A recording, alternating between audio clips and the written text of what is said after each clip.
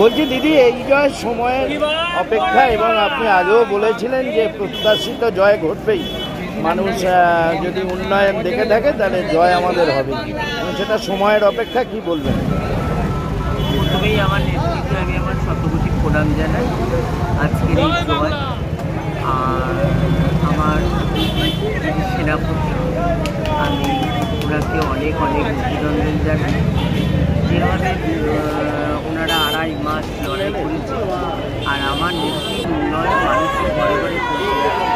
আমি সেই জন্যই বলেছি মানুষকে একবার বিবেককে প্রশ্ন করবে।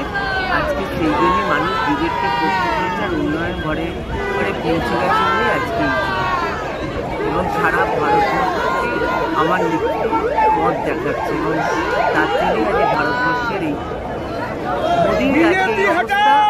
আর একটা দিক দেখুন থাকছে এবং দিদি, আপনি বলেছিলেন যে লক্ষ্মীর ভাণ্ডার বন্ধ করবে, এমন সাহস কোনো গদ্দারের হবে না, তো কি বলবেন? সেটা বলেছিলাম আগে, লক্ষ্মীর ভাণ্ডার ক্ষমতা থাকলে এসে ওরা বন্ধ করে দিয়ে যাক। আমার নেত্রী বন্ধ করবে না, আরও পারবে। অনেক অনেক শুভেচ্ছা আপনার।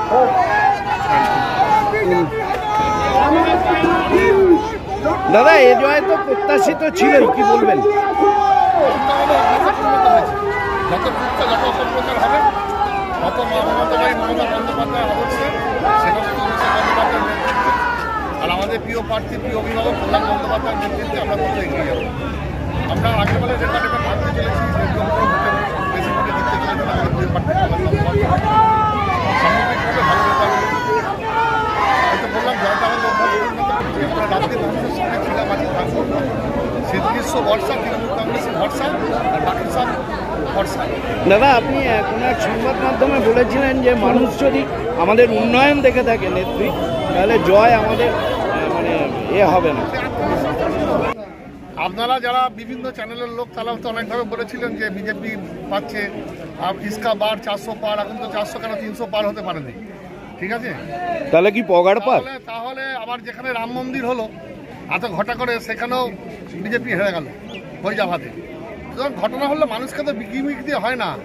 রাজনীতিটা তো মন্দির মসজিদের লড়াই নয়, উন্নয়নের কথা বলতে হবে, সম্প্রীতির কথা বলতে হবে, যে কথা নেত্রী মমতা বন্দ্যোপাধ্যায় বলে সেই রাস্তায় এগিয়ে চলেছে। এবং ইসলামপুরের মানুষ, আপামর মানুষের কাছে আমরা কৃতজ্ঞতা জানাই, তারা সমস্ত উন্নয়ন দেখে, সম্প্রীতির বাতাবরণ দেখে এবং কল্যাণ বন্দ্যোপাধ্যায়ের উপর চতুর্থবার আস্থা রেখেছেন। অনেক অনেক শুভেচ্ছা। কৌশিক, কি বলবে? সময়ের অপেক্ষা, সবুজ ঝড়, ওটা সবুজ ঝড় আজকে একটা ল্যান্ডফল হচ্ছে। এবার বিরোধীরা ভাবুক কোথায় লোকাবে, কারণ নাহলে ঝড়ে উড়িয়ে দিবে। লক্ষ্মীর ভাণ্ডার বন্ধ প্রসঙ্গে আপনি বলেছিলেন ক্ষমতা থাকলে এসে দেখা, সেটা তো হলো, সেটা তো দেখা গেল। আজকে বিজেপিকে তো বলতে হচ্ছে যে লক্ষ্মীর ভাণ্ডারই বোধহয় মাত্রাস্ত্র। যারা সংবাদপত্র বিভিন্ন চ্যানেলে দলীয়তে বসে তারা তো বলছে, এবার তারা ভাবুন, আমরা তো বলে দিয়েছি।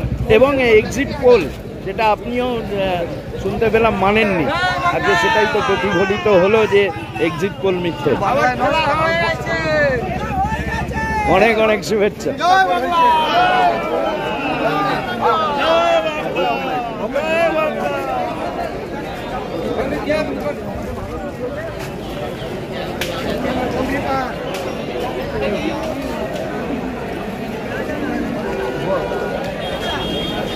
বলছি ইসবার 400 পার, এই ডায়লগের বিরুদ্ধে আপনাদের এই যে জয় সময়ের অপেক্ষা, কি বলবেন?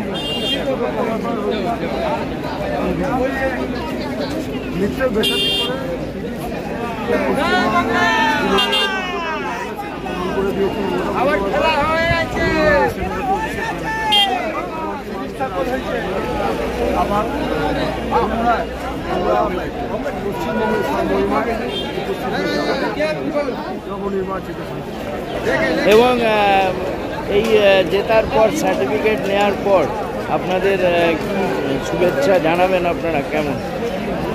শুভেচ্ছা আমরা জানাচ্ছি উন্নয়নের সাথে, যে আমার উন্নয়নে নামতে হবে, উন্নয়ন করতে হবে, কোনো বিশৃঙ্খলা নয়। আমার